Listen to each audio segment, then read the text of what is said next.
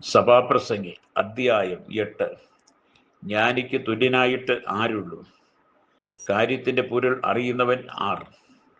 മനുഷ്യന്റെ ജ്ഞാനം അവന്റെ മുഖത്തെ പ്രകാശിപ്പിക്കുന്നു, അവന്റെ മുഖത്തെ കാഠിന്യം മാറിപ്പോകുന്നു.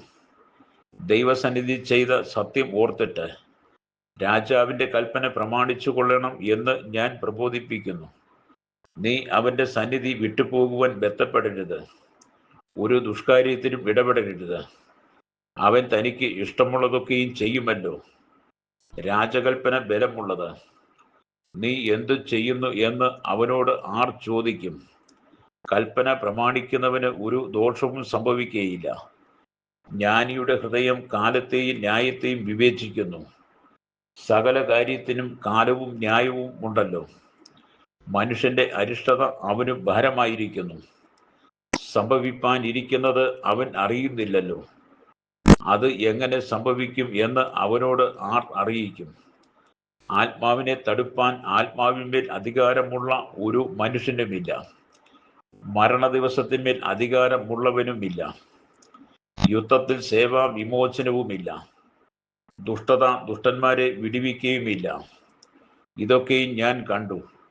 മനുഷ്യന് മനുഷ്യന്റെ മേൽ അവന്റെ ദോഷത്തിനായി അധികാരമുള്ള കാലത്ത് സൂര്യന് കീഴെ നടക്കുന്ന സകല പ്രവൃത്തിയിലും ഞാൻ ദൃഷ്ടിവെച്ചു. ദുഷ്ടന്മാർ അടക്കം ചെയ്യപ്പെട്ടു വിശ്രാമം പ്രാപിക്കുന്നതും നേർ പ്രവർത്തിച്ചവർ വിശുദ്ധ സ്ഥലം വിട്ടുപോകേണ്ടി വരികയും പട്ടണത്തിൽ മറക്കപ്പെടുകയും ചെയ്തിരിക്കുന്നതും ഞാൻ കണ്ടു. അതും മായ അത്രേ.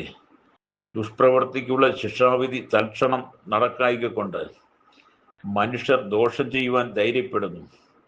പാപി 100 പ്രാവശ്യം ദോഷം ചെയ്യുകയും ദീർഘായുസ്സോടെ ഇരിക്കുകയും ചെയ്യുന്നുണ്ടെങ്കിലും ദൈവത്തെ ഭയപ്പെടുന്ന ഭക്തന്മാർക്ക് നന്മ വരുമെന്ന് ഞാൻ നിശ്ചയമായി അറിയുന്നു.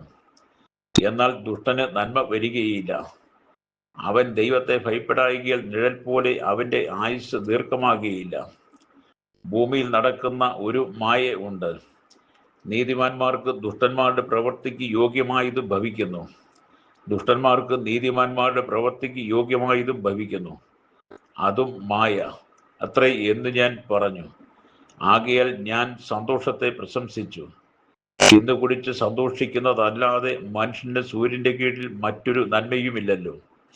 ദൈവം സൂര്യന്റെ കീഴിൽ അവന് നൽകുന്ന ആയുഷ്കാലത്ത് അവന്റെ പ്രയത്നത്തിൽ അവനോടുകൂടെ നിലനിൽക്കുന്നത് ഇത് മാത്രമേയുള്ളൂ. ഭൂമിയിൽ നടക്കുന്ന കാര്യം കാണുവാനും മനുഷ്യന് രാവും പകലും കണ്ണിൽ ഉറക്കം വരുന്നില്ലല്ലോ. ജ്ഞാനം ഗ്രഹിപ്പാനും ഞാൻ മനസ്സ് വെച്ചപ്പോൾ സൂര്യന്റെ കീഴിൽ നടക്കുന്ന പ്രവൃത്തി ആരാഞ്ഞറിയുവാൻ മനുഷ്യന് കഴിവില്ല എന്നിങ്ങനെ ഞാൻ ദൈവത്തിന്റെ സകല പ്രവൃത്തിയെയും കണ്ടു.